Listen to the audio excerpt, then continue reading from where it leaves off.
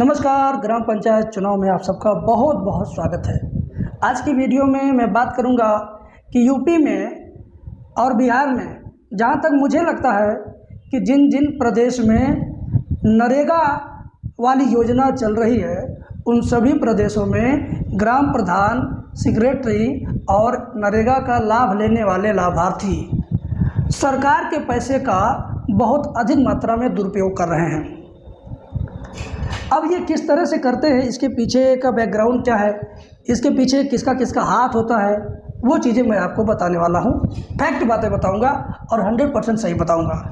और आपको इस वीडियो के लास्ट में एक बहुत बड़ी जानकारी देने वाला हूँ जिसके माध्यम से आप खुद इस चीज़ को जान पाएंगे और समझ पाएंगे। तो शुरुआत करने से पहले आपसे कहना चाहूँगा, अगर आप चैनल पर पहली बार हो तो सब्सक्राइब कर लीजिए, घंटी दबा लीजिए ताकि ऐसी वीडियो आपको लगातार मिलती रहे और आप ग्राम पंचायत से संबंधित, प्रधान से संबंधित, ग्राम सभा से संबंधित समस्त योजनाओं के बारे में, समस्त वित्त के बारे में जानकारी हासिल कर सकेंगे।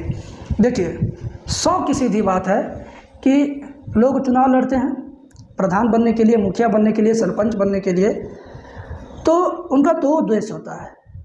पहला उद्देश्य जनता की सेवा करना, गाँव का विकास करना, गरीबों को सरकारी सुविधाओं का लाभ दिलवाना, और दूसरा उद्देश्य एक अच्छी खासी कमाई करना।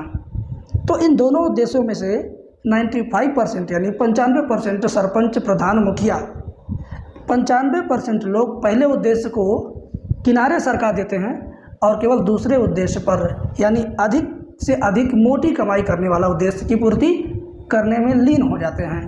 तो मैं आपको बताने वाला हूं कि जो नरेगा का स्कीम कांग्रेस के समय से चलती आ रही है, इसमें इतना ज़्यादा भ्रष्टाचार देखने को मिलता है, आपको भी, आपके जान पहचान के लोगों को भी, और जहाँ तक मैं भी देखता हूँ तो भ्रष्टाचार उसमें बहुत ज़्यादा है। और मुझे लगता है कि इस स्कीम को बीजेपी गवर्नमेंट एक दिन किनारे करके इसकी जगह पर दूसरी कोई स्कीम लाएगी जिसमें भ्रष्टाचार नाम की कोई चीज़ नहीं रहेगी।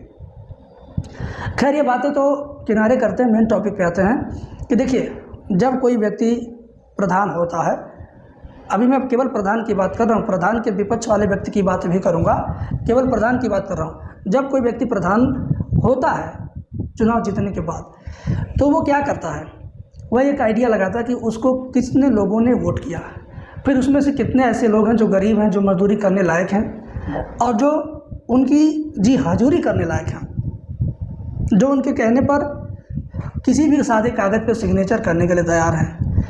ऐसे लोगों को खोज के नरेगा का जॉब कार्ड बना देता है। जानते हैं क्यों? काम कराएंगे तो काम के बदले पैसा आएगा तो उसे भी देंगे और उसका कुछ हिस्सा अपने भी बंदर बांट करेंगे। तो ये तो हो गया काम करा करके उसके हिस्से की मजदूरी का बंदर बांट करना है। लेकिन कुछ ऐसे भी मजदूर हैं जो आज नरेगा में जॉब कार्ड बनवा लिए, महीना 15 दिन तक काम किए, उसके बाद उनका गाड़ी नहीं चल पाता है तो वह दिल्ली, मुंबई जैसे बड़े शहरों में बड़ी मजदूरी कमाने के लिए निकल जाते हैं। अब जो मजदूरी कमाने बाहर निकल गए, नरेगा में जॉब कार्ड बन रहा है, अब नरेगा का नाम कटवा के तो जाएंगे नहीं, जॉब कार्ड से अपना नाम हटवा के जाएंगे नहीं। तो कुल मिला जुला करके प्रधान के लिए एक बहुत अच्छा सुनहरा मौका मिल जाता है कि इनकी अनुपस्थिति में इनकी उपस्थिति हम लगाते रहेंगे और जो पैसे आते रहेंगे जनसेवा केंद्र से। आजकल बैंक जानते हैं 10,000 तक की लेन देन करने वाले दुकान टाइप के घर गांव बैंक हो गए हैं, जो घर पे ही आके अंगूठा लगा के आपका पैसा निकाल देते हैं। तो ऐसे लोग, ऐसे बैंक वाले भी इसमें खूब ज़्यादा भरपूर लाभ लेते हैं, गलत तरीके से पैसा निकाल देते हैं। मजदूरी आ गई उसकी 20 दिन की मजदूरी, मान लीजिए 182 रुपये प्रतिदिन की मजदूरी का रेट आजकल चल रहा है नरेगा में, तो 18 दूना 36, लगभग 3600 रुपये मजदूरी हुआ 20 दिन का। तो अब 3600 रुपये में से कुछ पैसे तो वो बैंक वाला ले लेगा क्योंकि वो गलत तरीके से पैसा निकाल रहा है, कुछ पैसे सेक्रेटरी साहब लेंगे, प्रधान जी भी मोटी रकम लेंगे, और जिसके नाम पर अकाउंट है उसके परिवार को भी कुछ खर्चे वर्चे के लिए दे देना है।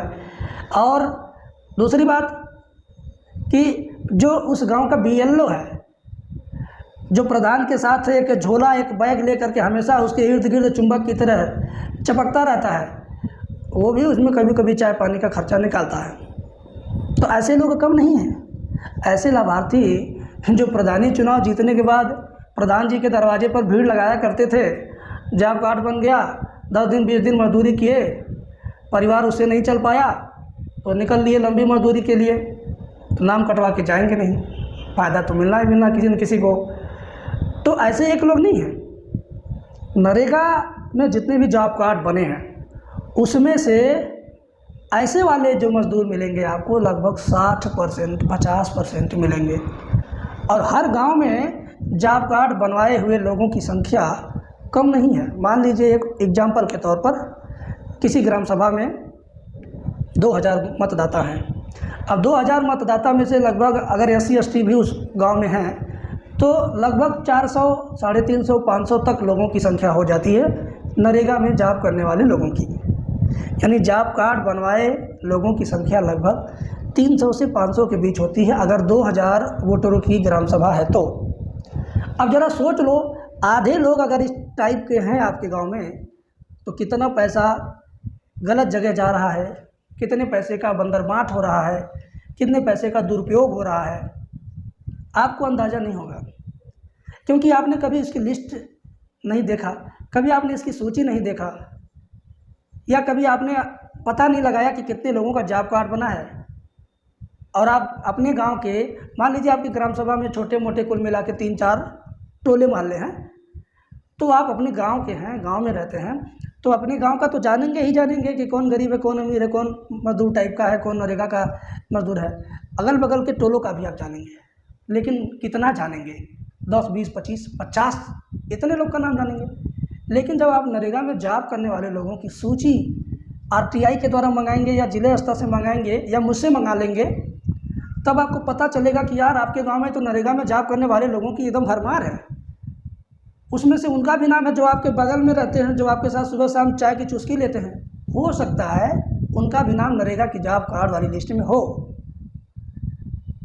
तो अगर आपको ये इच्छा जानने की है कि आपके गांव में कितने लोगों का नरेगा में जॉब कार्ड बना है, तो उसकी सूची 3 तरीके से आपको मिल सकती है। पहला, आप इंटरनेट पर रिसर्च कीजिए, खुद से डाउनलोड कीजिए, कहीं कहीं मिल जाएगा। दूसरा, किसी जन सेवा केंद्र वाले से ले लीजिए, और तीसरा मुझसे भी ले सकते हैं, या चौथा RTI डालिए, हो सकता है मिल जाए। तो 3 जगह बड़ा मुश्किल से आपको मिलेगा। जन सेवा केंद्र वाला आपको नहीं देगा, कहेगा सर्वर नहीं चल रहा है, मुझे नहीं पता है कैसे निकलता है, या डाटा ब्लॉक है, ये है वो है, ब्लॉक से होगा। क्यों? क्योंकि हर जन सेवा केंद्र को प्रधान लोग साल भर में 20-25 हज़ार, 30 हज़ार, 40 हज़ार रुपये का बिजनेस देते हैं। तो वो सोचेगा आपका 20 रुपये का लिस्ट निकालेगा और 20 हज़ार का बिजनेस नुकसान करेगा। मान लीजिए आप दुकान खोल लिए, अब आपके पास प्रधान लोग भी आते हैं काम कराने, प्रधान काम कराएगा तो 20-25 हज़ार का काम कराएगा साल भर में। धीरे धीरे आप काम कराएंगे तो बहुत कराएंगे तो 400 का करा लेंगे। तो अब दुकान वाला 400 की कमाई करेगा कि 40 हज़ार की कमाई करेगा? इस नाते दुकान वाला उसी का वही काम करेगा जिससे उसको ज़्यादा लाभ होगा। तो प्रधान नहीं चाहेगा कि उसके खिलाफ वाली बात या उसके किए गए कार्यों का डेटा या मजदूरों की लिस्ट ओपन हो, सार्वजनिक हो, लोगों को उसके काले करतूतों का पता चले, ऐसा कुछ वो चाहेगा नहीं। तो कुल मिला जुला करके आप ब्लॉक से ले सकते हैं RTI डाल के, और जन सेवा केंद्र से भी आप निकलवा सकते हैं। अगर आपको कहीं नहीं जाना, कहीं नहीं मिल रहा है, मुश्किल लग रहा है, तो आप मेरे नंबर पे व्हाट्सअप कीजिए अपने राज्य का नाम, ज़िले का नाम, ब्लॉक का नाम और ग्राम पंचायत का नाम लिख के, तो मैं आपको व्हाट्सएप पर उसका PDF फाइल दे दूंगा।